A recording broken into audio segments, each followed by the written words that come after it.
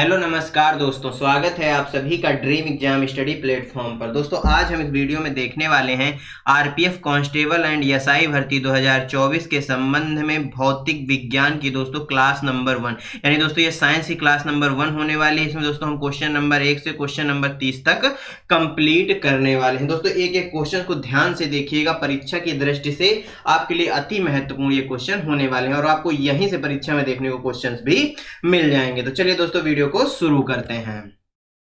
दोस्तों question number 1, अनिश्चितता का सिद्धांत किसके द्वारा प्रतिपादित किया गया? वर्नर हाइजेनबर्ग के द्वारा, आर.ए. मिल्टन के द्वारा, एस.एन. बोस के द्वारा या आइजैक न्यूटन के द्वारा? बताइए दोस्तों, जो अनिश्चितता का सिद्धांत है इसका प्रतिपादन किसके द्वारा किया गया? दोस्तों सबसे पहली बात, जो अनिश्चितता का सिद्धांत है ये कब दिया गया था? ये दिया गया था 1927 में। कब दिया गया था? 1927 में। और इसका जो प्रतिपादन करने वाले थे वह दोस्तों हाइजेनबर्ग थे, वर्नर हाइजेनबर्ग थे। यानी ऑप्शन ए क्या हो जाएगा इस क्वेश्चन का? राइट आंसर हो जाएगा। दोस्तों इसका जो संबंध है वह द्रव्य और विकिरण के जो दोहरा व्यवहार होता है उससे संबंध है अनिश्चितता के सिद्धांत का। दोस्तों क्वेश्चन नंबर 2, संवेग ज्ञात करने वाला सूत्र कौन सा है? वेग बटे द्रव्यमान, द्रव्यमान बटे वेग, द्रव्यमान गुणे त्वरण या द्रव्यमान गुणे वेग? बताइए संवेग ज्ञात करने का फार्मूला क्या होता है? बताइए दोस्तों। संवेग को यदि बात की जाए तो हम P से इसको रिप्रेजेंट करते हैं यानी डिनोट करते हैं। और दोस्तों यदि द्रव्यमान की बात की जाए तो उसको स्मॉल m से, और वहीं वेग की बात की जाए तो स्मॉल v से इनको क्या करते हैं दोस्तों? डिनोट करते हैं यानी लिखते हैं। तो दोस्तों संवेग का जो फार्मूला होता है, संवेग को ज्ञात करने का फार्मूला होता है वह होता है द्रव्यमान गुणे वेग। क्या होता है दोस्तों? द्रव्यमान गुणे वेग। ऑप्शन डी क्या हो जाएगा? राइट आंसर हो जाएगा। क्वेश्चन नंबर 3, यसाई पद्धति में गुणज 10 की पावर -18 डॉट डॉट का उपसर्ग है। दोस्तों इसको क्या बोलते हैं? ऑटो बोलेंगे, योक्टो बोलेंगे, एक्सा बोलेंगे, योक्टा बोलेंगे? बताइए दोस्तों, यसाई पद्धति में गुणज 10 की पावर -18 का उपसर्ग क्या है? बताइए दोस्तों, यह ऑटो का उपसर्ग है। किसका है? इसको ऑटो बोला जाता है। क्या बोला जाता है? ऑटो बोला जाता है। ऑप्शन ए क्या हो जाएगा इस क्वेश्चन का? राइट आंसर हो जाएगा। दोस्तों एक मीट्रिक उपसर्ग एक इकाई उपसर्ग होता है। क्या दोस्तों? एक मीट्रिक जो उपसर्ग होगा वह एक इकाई के बराबर होगा, जो दोस्तों माप की मूल इकाई से पहले इकाई के गुणक या विभाजक को प्रदर्शित करता है। यह बात नोट रखिएगा। क्वेश्चन नंबर दोस्तों 4, घर्षण के कारण एक दूसरे के संपर्क में दो सतहों की सापेक्ष गति डॉट डॉट है शामिल हो रही है, बढ़ती है, संघर्ष करती है या दोस्तों कोई परिणाम नहीं? बताइए दोस्तों, संघर्ष के कारण दोस्तों या घर्षण के कारण दोस्तों जो एक दूसरे के संपर्क में दो सतहों के सापेक्ष जो गति है वह क्या होती है? वह दोस्तों संघर्ष करती है। क्या होती है? संघर्ष करती है। यानी दोस्तों जैसे ये दो सरफेस हैं तो इनके बीच जो गति है वह संघर्ष करती है। किसके कारण? घर्षण के कारण। ऑप्शन सी क्या हो जाएगा इस क्वेश्चन का?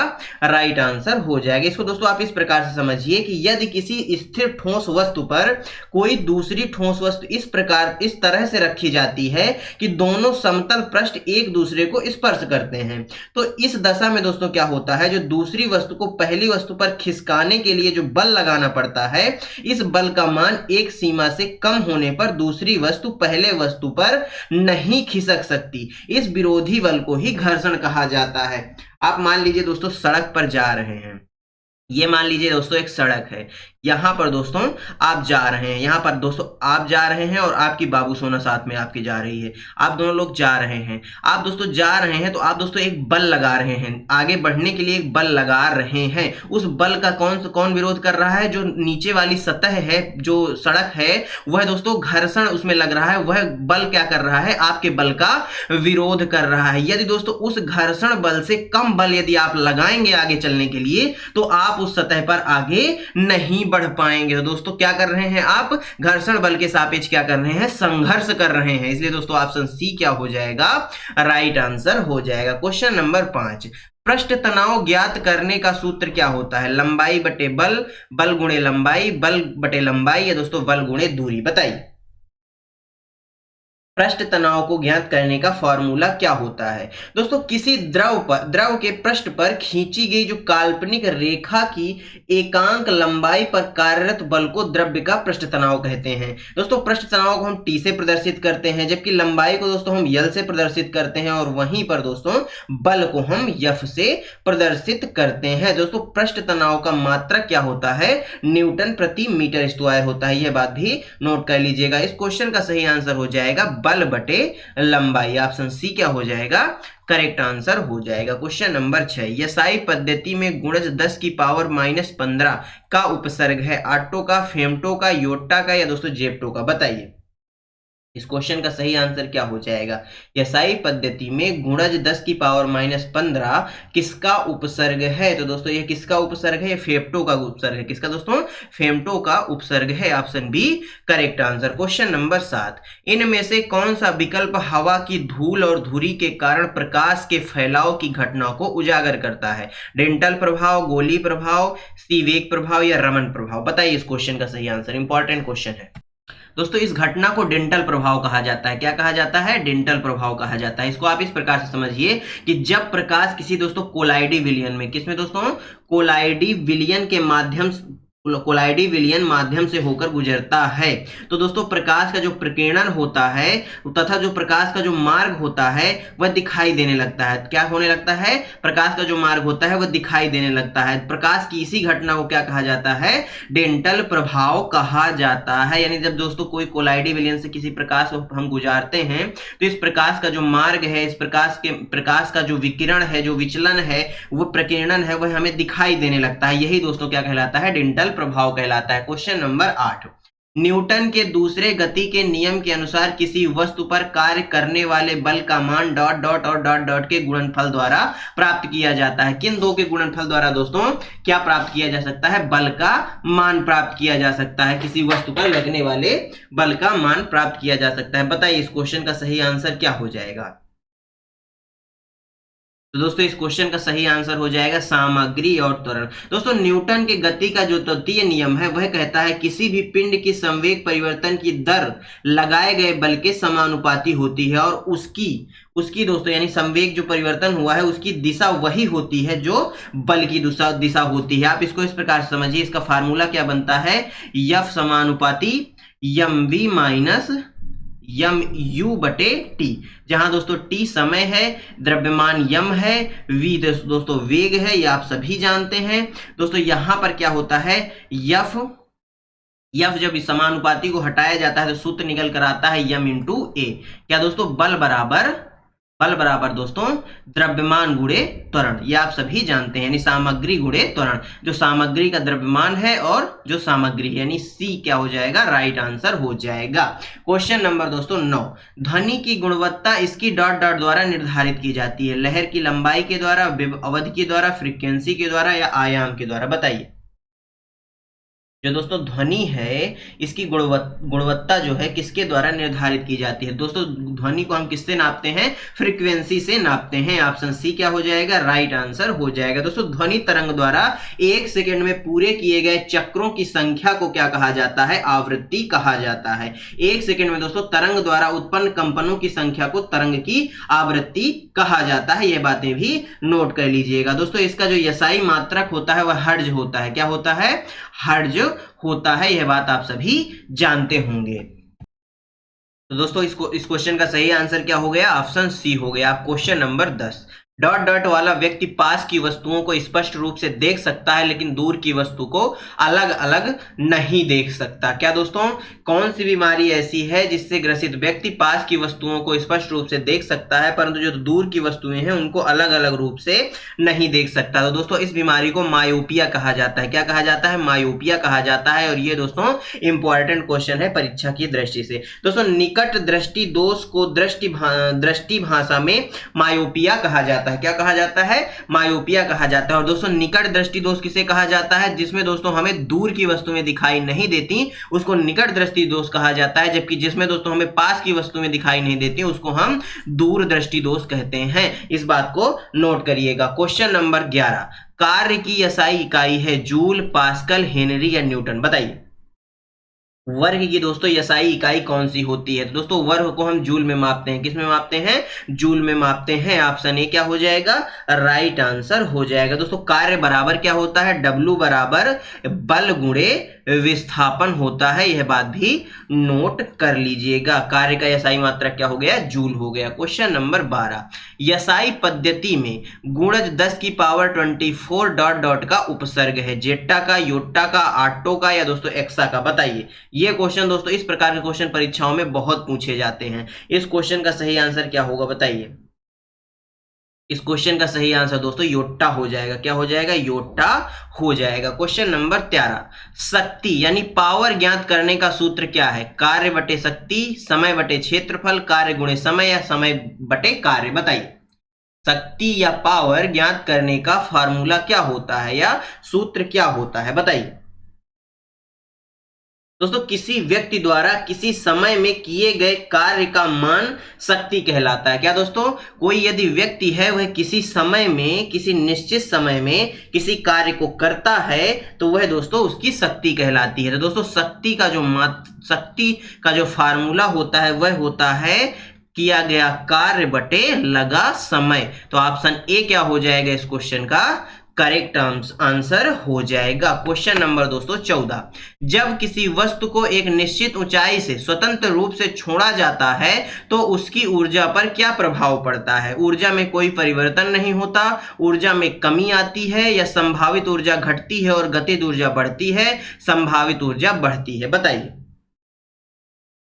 जब दोस्तों कोई वस्तु है, मान लीजिए आप छत पर खड़े हैं, ये आपकी बालकनी है, यहां पर आप अपनी बाबू सोना के साथ खड़े हैं। क्या कर रहे हैं? बाबू सोना के साथ खड़े हैं। अचानक से क्या होता है, आप बाबू सोना को मान लीजिए कोई गिफ्ट दे रहे होते हैं, बाबू सोना आपकी गुस्सा हो जाती है और गिफ्ट को स्वतंत्र रूप से फेंक देती है छत से। तो दोस्तों उस समय क्या होगा? जो ऊर्जा का होगा उसमें क्या प्रभाव पड़ेगा? जो ऊर्जा होगी उसमें क्या प्रभाव पड़ेगा? बताइए।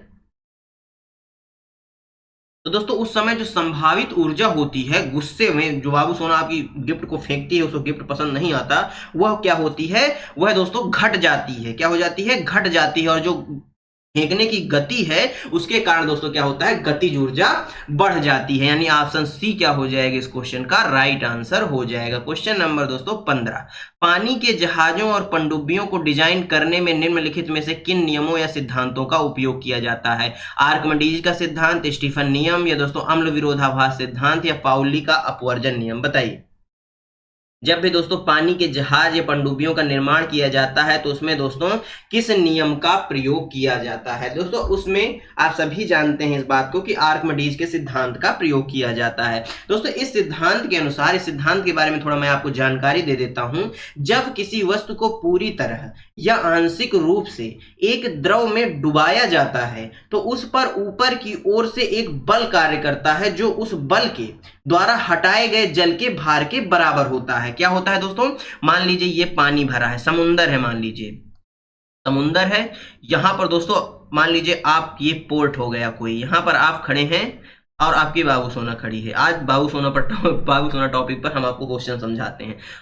आपकी और बाबू सोना की लड़ाई हो जाती है।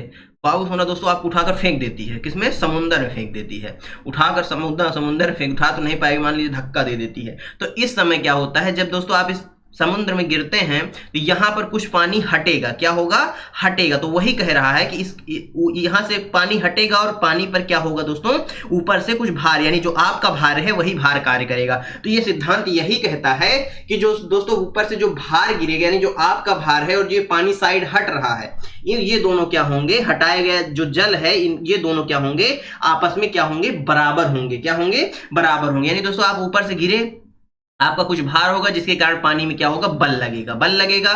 और दोस्तों जिसके कारण ये क्या होगा? जो पानी होगा वह आसपास से थोड़ा हटेगा कि नहीं हटेगा? आपने कभी भी पानी में पत्थर मार के देखा होगा, आसपास का पानी हटता है। तो दोस्तों ये जो बल लगा आपके गिरने से, ये बल और दोस्तों ये पानी हटा, ये पानी का भार दोनों क्या होंगे? आपस में बराबर होंगे।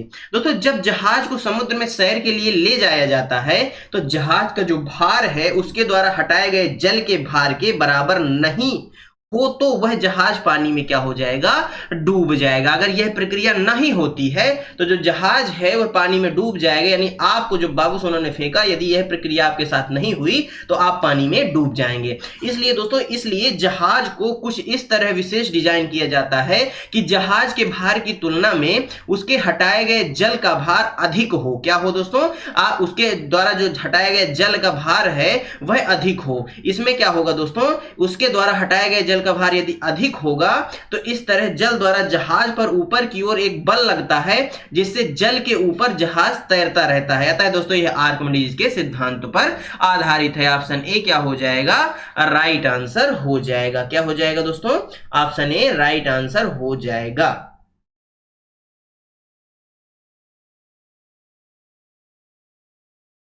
नेक्स्ट क्वेश्चन दोस्तों, यात्रा की कुल दूरी को कुल दिए गए समय से विभाजित करने पर क्या प्राप्त होता है। औसत गति, औसत विस्थापन, औसत वेग या औसत त्वरण, बताइए।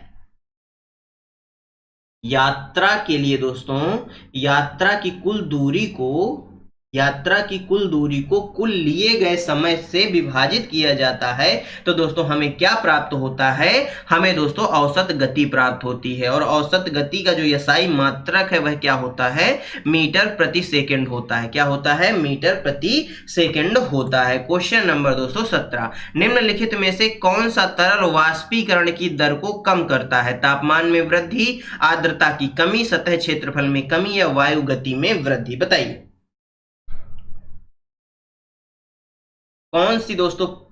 कौन सा तरल वाष्पीकरण की दर को कम करेगा, बताइए। कौन सी प्रक्रिया है जो तरल वाष्पीकरण की दर को कम करेगा। बात कर लेते हैं दोस्तों वाष्पीकरण की। वाष्पीकरण आखिर होता क्या है दोस्तों, वह प्रक्रिया है जिसमें तापमान द्वारा जल गैसीय अवस्था में क्या होता है, परिवर्तित होता है। यह प्रक्रिया दोस्तों ओशांक अवस्था को छोड़कर प्रत्येक तापमान व स्थान पर होती है। दोस्तों वाष्पीकरण को जो प्रभावित करने वाले कारक कौन कौन से होते हैं, तापमान होता है, आर्द्रता होता है, सतह का क्षेत्र होता है और दोस्तों वायु की गति होती है। तो दोस्तों इसमें जो है, इसका जो सही आंसर हो जाएगा, इसमें पूछा है कौन सा तरल वाष्पीकरण की दर को कम कर देगा, तो दोस्तों वह हो जाएगा सतह की क्षेत्रफल में कमी। आप इसको इस प्रकार समझिए, मान लीजिए आप एक थाली लेते हैं, आपके घर में थाली तो होगी, आप खाना बनाते हैं, खाते हैं। आप एक थाली लेते हैं और दोस्तों एक ग्लास लेते हैं। क्या लेते हैं, एक ग्लास लेते हैं। और इस समय दोस्तों भयंकर गर्मी है ही, इन दोनों में आप पानी भर देते हैं। क्या भर देते हैं,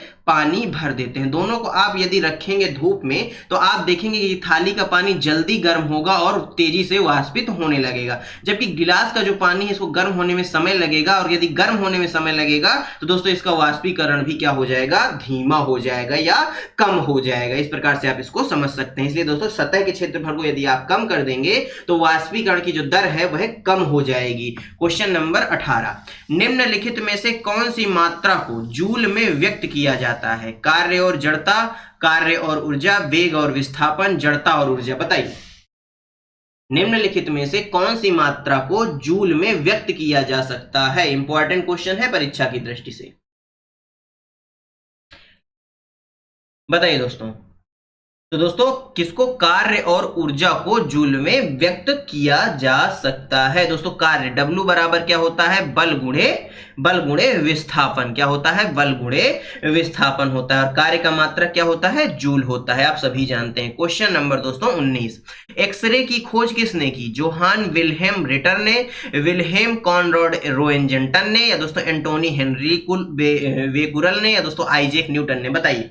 एक्सरे की खोज किसने की, इंपॉर्टेंट क्वेश्चन है दोस्तों ये। दोस्तों जो एक्सरे है, आप जानते हैं जब भी आपको कहीं गहरी चोट लग जाती है, आपको लगता है कहीं आपकी हड्डी में फ्रैक्चर वगैरह ना आ गई हो, तो आपको डॉक्टर रिकमेंड करता है कि आप जाइए एक्सरे करा कर आइए। उसी एक्सरे की बात हो रही है। इसकी खोज करने वाले कौन थे दोस्तों, विल्हेम कॉनराड रोएंटजन थे। कौन थे, विल्हेम कॉनराड रोएंटजन थे। यानी ऑप्शन बी क्या हो जाएगा इस क्वेश्चन का राइट आंसर हो जाएगा। और इसकी खोज कब हुई थी, 1901 में हुई थी। कब हुई थी, 1901 में हुई थी। दोस्तों माफ करिएगा, 1901 में खोज नहीं हुई थी। इस खोज के लिए इनको 1901 में दोस्तों भौतिक विज्ञान का नोबेल मिला था। क्या मिला था, भौतिक विज्ञान का नोबेल पुरस्कार मिला था। क्वेश्चन नंबर 20, पृथ्वी के घूर्णन के कारण उत्पन्न आभासी बल को कहा जाता है? गतिज बल कहा जाता है, कोरियोलिस बल कहा जाता है, दाब प्रवण बल कहा जाता है, या गुरुत्वाकर्षण बल कहा जाता है? बताइए। पृथ्वी के घूर्णन के कारण जो उत्पन्न आभासी बल है इसको क्या कहा जाता है? तो दोस्तों पृथ्वी के घूर्णन के कारण उत्पन्न आभासी बल को कोरियोलिस बल कहा जाता है। क्या कहा जाता है? कोरियोलिस बल कहा जाता है। और यह एक प्रकार का आभासी बल होता है जो दोस्तों घूर्णन के कारण उत्पन्न होता है।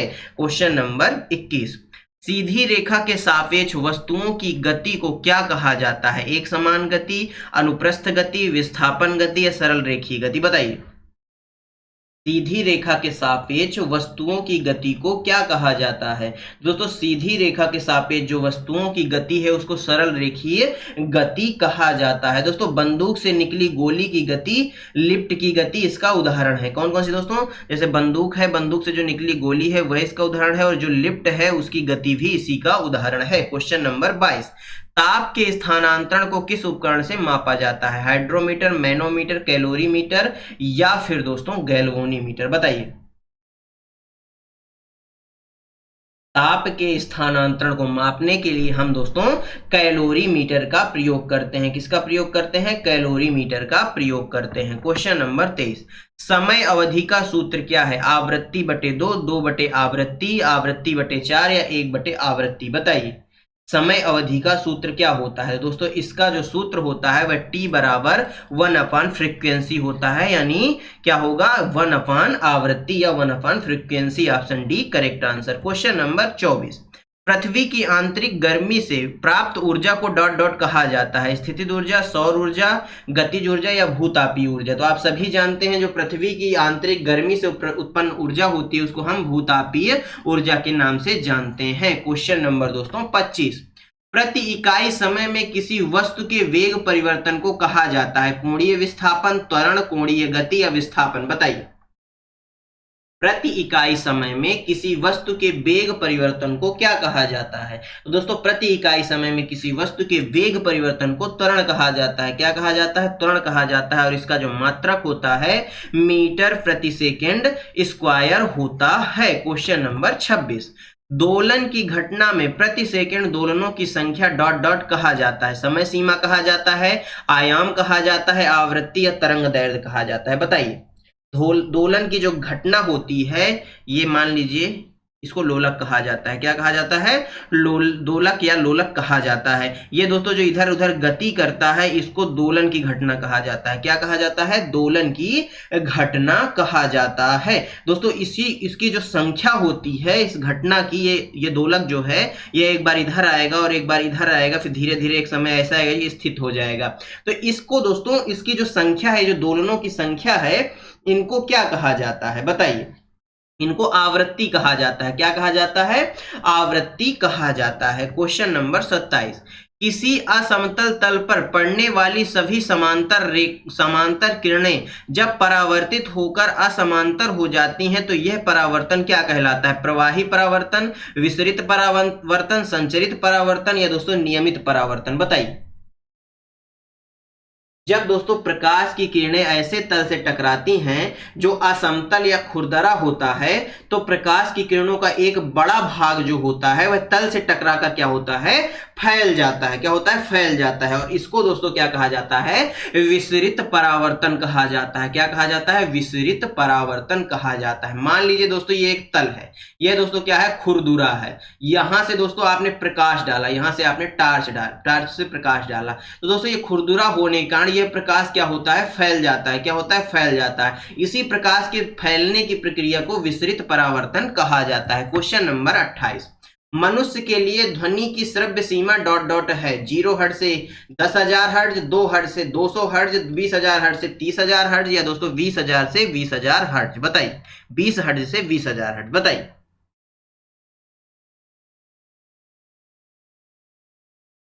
तो दोस्तों मनुष्य के जो सुनने की क्षमता है, श्रव्य क्षमता है, वह 20 हर्ट्ज से 20,000 हर्ट्ज तक है। कितनी है? 20 हर्ट्ज से 20,000 हर्ट्ज तक है। क्या यह बात मैंने सही बोली है? बताइए। और दोस्तों जिन तरंगों की 20 हर्ट्ज से नीचे सीमा होती है उनको दोस्तों मच्छर, कुत्ता, बिल्ली, चमगादड़ आदि सुन सकते हैं। जबकि दोस्तों इन तरंगों की यदि आवृत्ति 20,000 से अधिक होती है तो इनका प्रयोग सोनार या फोटोग्राफी में किया जाता है। क्वेश्चन नंबर दोस्तों 29, विलयनों से शुद्ध ठोसों को उनके क्रिस्टलों के रूप में पृथक करने की विधि क्या कहलाती है। दोस्तों मान लीजिए कोई विलयन है, उसमें कुछ शुद्ध ठोस हैं। क्या है दोस्तों?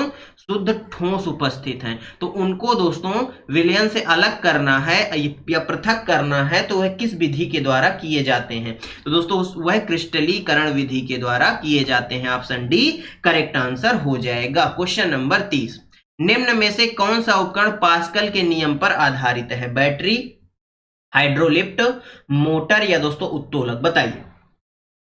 दोस्तों पास्कल का नियम जो है क्या कहता है, किसी बर्तन में रखे द्रव के किसी भाग पर लगाया गया बाहरी बल बिना क्षय हुए, क्या दोस्तों? बिना क्षय हुए यानी बिना नष्ट हुए द्रव पर सभी दिशाओं में समान रूप से संचारित होता है। इस नियम के अनुसार दोस्तों द्रव के किसी एक बिंदु पर आरोपित बल अन्य सभी बिंदुओं पर समान रूप से संचरित करके कम क्षेत्रफल वाले भाग पर अधिक दाब आरोपित किया जा सकता है। द्रव चालित लिफ्ट का प्रयोग भारी वस्तुओं, ट्रक, मोटर गाड़ी, कार आदि का ऊपर उठाने में किया जाता है। यानी दोस्तों जो पास्कल के नियम है इसका उपयोग हम हाइड्रोलिक लिफ्ट में करते हैं। कहां करते हैं? हाइड्रोलिक लिफ्ट में करते हैं। ऑप्शन बी राइट आंसर हो जाएगा।